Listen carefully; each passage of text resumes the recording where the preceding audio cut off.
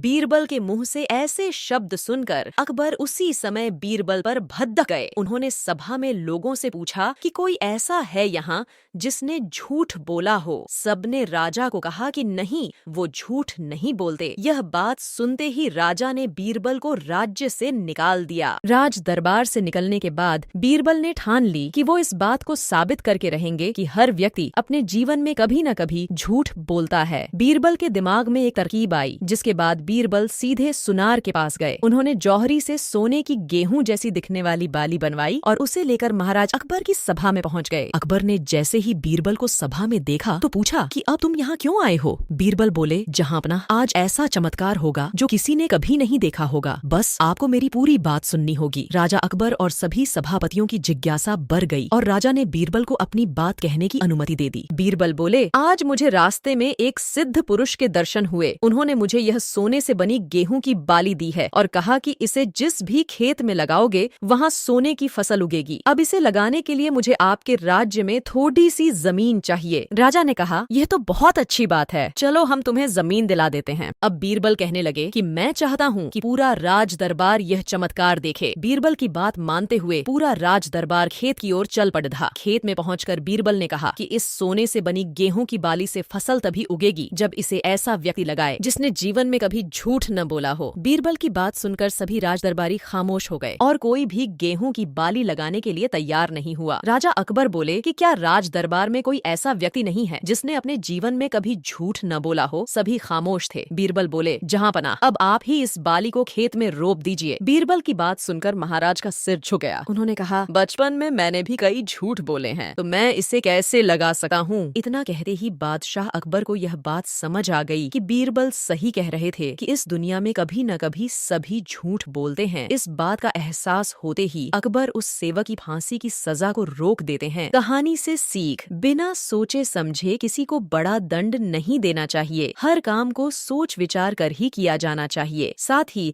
एक छोटे से झूठ की वजह से किसी व्यक्ति का आकलन भी नहीं किया जाना चाहिए, क्योंकि कुछ परिस्थितियां ऐसी होती हैं कि लोग झूठ बोल देते हैं।